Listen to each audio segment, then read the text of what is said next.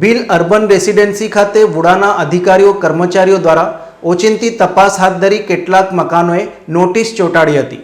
ભીલ ગામ ખાતે urban residency પ્રધાનમંત્રી આવાસ યોજનાના 532 જેટલા મકાનોના કુલ 11 જેટલા ટાવર આવેલા છે। આ મકાનોમાં કેટલાક માલિકોએ પોતાના મકાન નિયમ વિરુદ્ધ જઈને ભાડે આપેલ હોવાની ફરિયાદ વુડા ઓફિસમાં મળી હતી, જેથી આજે સવારના લોકો ઘરમાં સૂતા હતા કે કેટલાક લોકો નોકરી પર કે અન્ય સ્થળો ઉપર ગયા હતા ત્યારે આકસ્મિક રીતે વુડાની ટીમ વિસ્તારમાં ત્રાટકી હતી। વુડાની ટીમે કોઈપણ જાતની યોગ્ય તપાસ કાર્યવાહી કર્યા વિના અંદાજિત 150 જેટલા બંધ મકાનોના બારણે નોટિસ ચોંટાડી દીધી હતી તેવા સ્થાનિક રહીશોએ આક્ષેપો પણ કર્યા હતા। કેટલાક મકાનોમાં પરિવાર હાજર પણ હતો છતાં પણ નોટિસ ચોંટાડી દીધી હતી।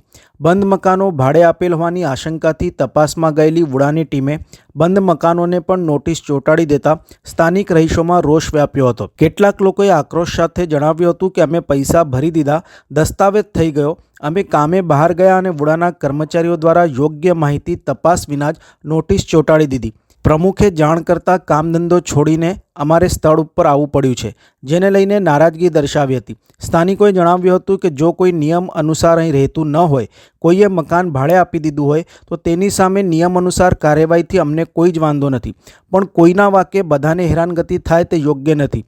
વુડાનું આયોજન વિનાની કામગીરીથી ઘણા લોકોને હેરાન પરેશાન થવું પડ્યું હતું, જેથી વુડા તંત્ર સામે સ્થાનિક લોકોએ આક્રોશ અને નારાજગી વ્યક્ત કરી હતી।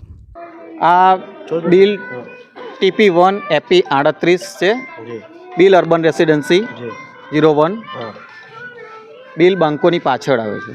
શું સવારે વુડાની ટીમ આવી હતી, શું થયું? વુડાની ટીમ આવીને ચેકિંગ હાથ ધરવામાં આવ્યું છે કે જે અહીંયા કોઈ ભાડેથી રહેતા હોય કે મકાન બંધ હોય, જેઓને મકાન મળ્યા છે તેમ છતાં આજે 1 વર્ષ ઉપર થવા આવ્યું પણ રહેવા નથી આવ્યા, એવાના ઘરે નોટિસ મારવામાં આવી છે। પણ એમાં કંઈક ને કંઈક એવી જગ્યા પર નોટિસો વાગી ગઈ છે કે જે લોકો રહે છે અને નોકરી ધંધે ગયા હોય તો એવાના ઘરે પણ નોટિસ વાગી ગઈ છે દરવાજાને લોક જોઈને। એટલે આપ માનો છો કે વુડાની ટીમે સાંજે આવવું જોઈએ? હા, એટલે અને કંઈક ને કંઈક એમનો ટાઈમ એ પ્રમાણેનો હોવો જોઈએ કે જેથી કરીને મેમ્બરો એમને ઘરે મળે।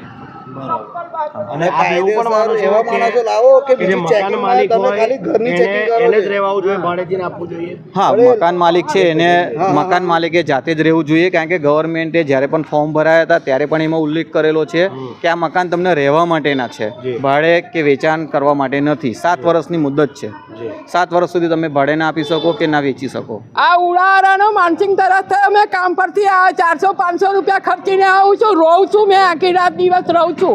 આ ઉડાવાળા કમ હેરાન કરે? 500 રૂપિયા આપવાના છે। શું કર્યું ઉડાવાળાએ? આ રિક્ષા કરીને આ રિક્ષા છે પણ શું કર્યું ઉડાવાળાએ? ચેકિંગ સીલ મારી દીધી તમારા ઘરે? હા, તમારે બહાર બેસી રહેવાનું, હવે ઉડાના ધક્કા ખાવાના, પૈસા ભરાઈ ગયા છે, દસ્તાવેજ આપી દીધું, બધું આપી દીધું। તમે અહીંયા જ રહો છો? હા। તો તમે કઈ ગયા હતા? હું નોકરી ગઈ હતી। નોકરી ગયા હતા? હા। તમને કશું કઈ ફોન બોન કશું નહીં કર્યું તમને? ના, આવડે 9 વાગે કરો પર મુકે 9 વાગે તો મને સ્ટેશનથી આવતા વાર લાગે ને, સંપતરાવ કોલોનીમાં જઉં છું મેં। અહીં ઘરે તો ઘરે નોટિસ પાડવી દીધી? હા, બરાબર। એવું તો કઈ ચાલતું હોય ગઈ। શું નામ તમારું? હંસાબેન લાલજીભાઈ તિવારી।